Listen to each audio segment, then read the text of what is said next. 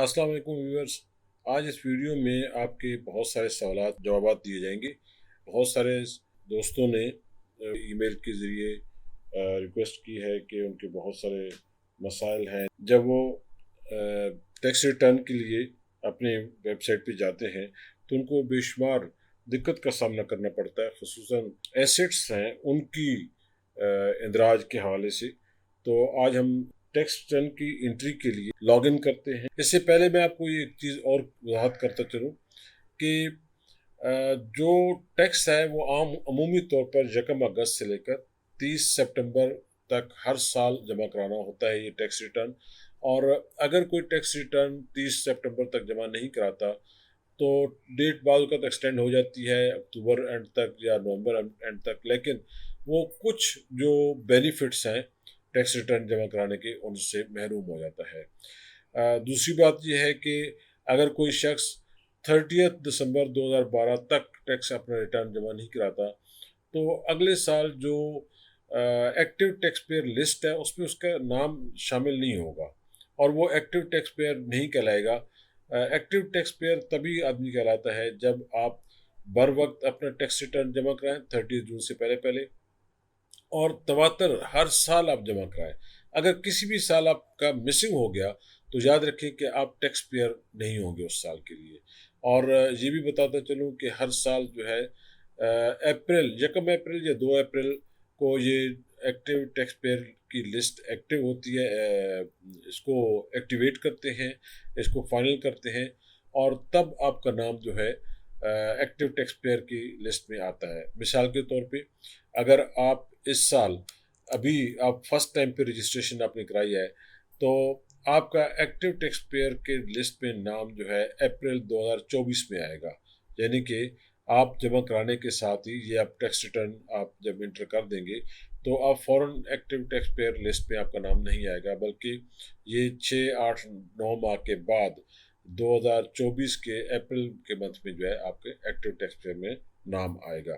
कि हमें अगर कोई पैसा कहीं और से आया है, मसलन हमने कोई मकान किराए पे दिया हुआ है या हमने कहीं छोटी मोटी इन्वेस्टमेंट की हुई है तो उसका हम जो है यहाँ पे लिख सकते हैं। ये देखिए अदर्स की सोर्सेज में इनका 11,65,हजार रुपया जो है ये यहाँ पे लिखा गया है। ये बहन भाइयों की तरफ से कुछ पैसा था जो इनके पास जमा किया गया था और बाद में इन्होंने रिटर्न भी कर दिया, लेकिन चूंकि इनके अकाउंट में शो हो गया था और तो उस लिहाज से डॉक्यूमेंटेड होने की वजह से हमें यहाँ पे शो करना पड़ा।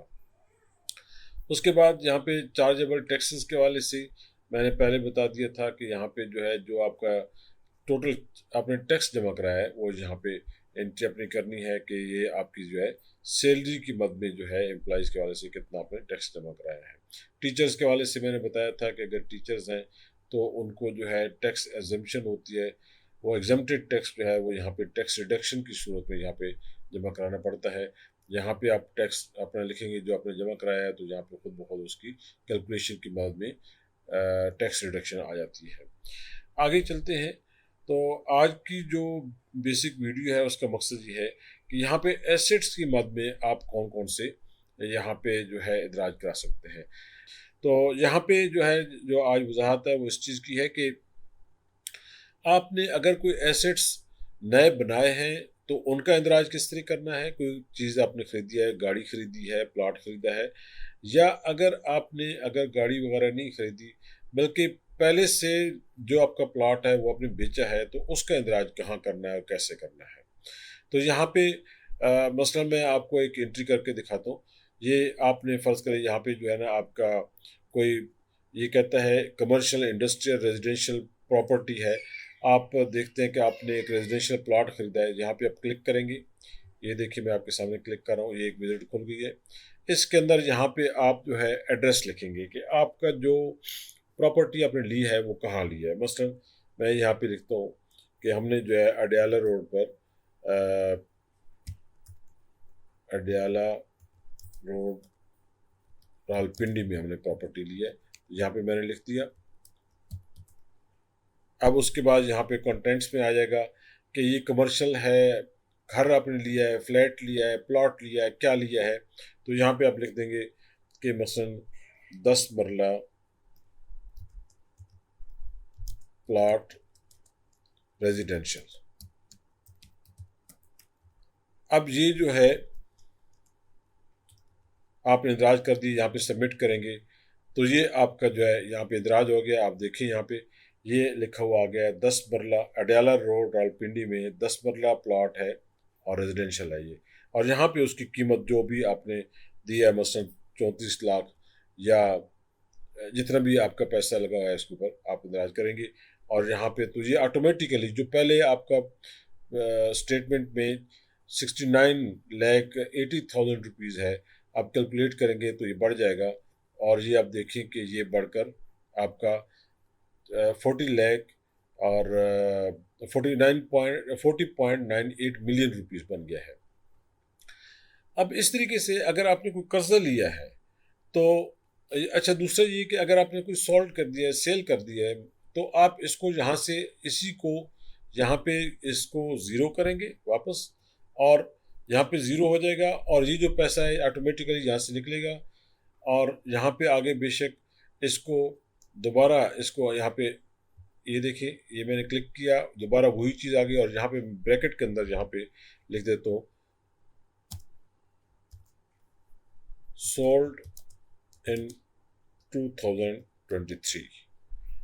अब ये एक आपके पास रिकॉर्ड बन गया है कि मैंने ज़ीरो इसलिए लगा दिया चूँकि मैंने ये प्लॉट जो लिया था 2015 में जब भी लिया था, आज मैंने 2023 में सॉल्व किया, उसकी कीमत भी आपने माइनस कर दी। अब ये कीमत जो है यकीनन आपके दो सूरतों में होगी, या तो आपके अकाउंट में पड़ी होगी या आपने कोई और चीज़ खरीदी है तो उसका इंदराज भी आपने फिर यहाँ पे करना होगा। और उसके बाद ये कि आपने अगर कोई और चीज़ यहाँ पे सेल किया है या तो उसका भी आप जिक्र कर सकते हैं। इस तरीके से यहाँ पे आप देखें कि आपके ये लाइबिलिटीज़ में आ गई है। मसलन आपने किसी को कर्जा लिया हुआ है, ये देखें मोटर कार एडवांस, ये जो है आपको नज़र आ रहा है, ये इन्होंने लिया है तो इसका जो है 9,50,000 रुपये बकाया है। इस तरीके से ये AGPR से इन्होंने जो है HBA लिया हुआ है, इसका जो है ये 52,82,280 रुपये पड़ा हुआ है। ये लाइबिलिटीज़ हैं जो इन्होंने पे करनी है, तो ये टोटल एसेट्स में से माइनस हो जाता है और आपके पास नेट जो एसेट्स हैं वो आ जाते हैं। अब ज़ाहिर है अगले साल जब आप टैक्स रिटर्न जमा कराएंगे तो जो आपने अकसात किस्तें पे की हैं, इंस्टॉलमेंट्स इसकी MCA की HBA की, वो जितनी भी बनती हैं वो 9,50,000 में से माइनस हो जाएंगी और तो 8,70,000 जितनी भी रह जाएंगी वो आ जाएगा। और इस तरीके से ये 52,82,000 में से अगर आपकी 40,000 रुपये के हिसाब से किस्त बनती है, वो फ़र्ज़ करें कि 5 लाख रुपये बनती है, तो ये जो है 52 लाख की बजाय वहाँ पे 47 लाख समथिंग आ जाएगा। तो ये दोस्तों किसी भी एसेट्स की मद में जो आपके लाइबिलिटीज़ हैं उनकी मद में इदराज का तरीका है। और इस तरीके से आप फिर जब रिकनसाइल की तरफ जाते हैं तो यहाँ पे एक बहुत अहम एंट्री है, और वो एंट्री ये है कि आपके पास प्रीवियस जो है वो कितना था, नेट एसेट्स में कितना आपके पास पैसा है और जो आपका इनफ्लो कितना था और आउटफ्लो कितना है। ये जो है ये 4-5 एंट्रीज हैं जो बहुत अहम है, इनको भी सोच समझ के करना होता है। इंशाल्लाह नेक्स्ट वीडियो में इस चीज़ की भी वजाहत की जाएगी। Thank you. इंशाल्लाह आपको ये पसंद आई होगी तो आप इसको लाइक करें, सब्सक्राइब करें इस चैनल को। इंशाल्लाह मज़ीद मालूमात के लिए आपको मज़ीद वीडियो पेश की जाएंगी।